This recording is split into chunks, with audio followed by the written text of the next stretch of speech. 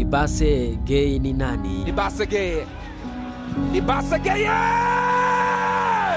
Bao la kikatili linafungwa hapa na attacking midfielder. Libase Gay, kama unajua tu. Anaachia makucha hapa na kung'ata kwa ukatili mno.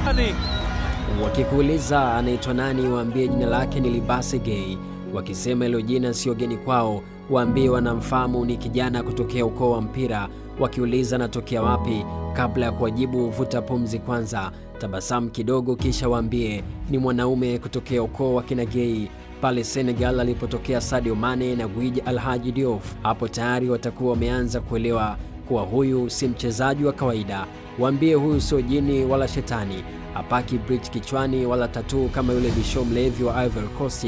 Yeye ni soka kwenda mbele. Waambie hiki ni kikombe kila mtu atakinywa. Waambie Simba imeamka kwenye miguu yake. Wakikuuliza anachezaje, waambie usije ukatukana bwana. Anatumia mguu wa Messi, akili za Ronaldinho mgongoni, namba ya Ronaldo, jezi nyekundu yenye nembo ya Simba. Waambie huyu ni muuaji, huyu ni moto umeme. Hakuna beki anayeweza kutenganisha ndoa yake na mpira.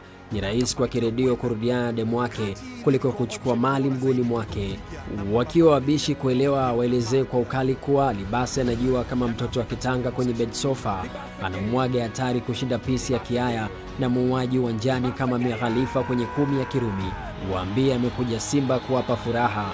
Waambie Senegal wanamuita magician. Hapa Bongo bado akina Baraka Mpenja wanamtafutia jina la kumpa. Yote wanayaona madogo na hayafai. Waambie alianza kucheza mpira akiwa tumboni kwa mama yake. Waambie wasiogope sana. Wakikuuliza anafanana vipi, mfano rahisi ni huu.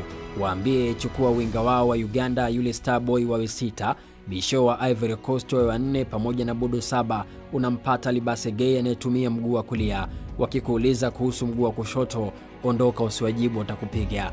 Mimi ni Steve Champion.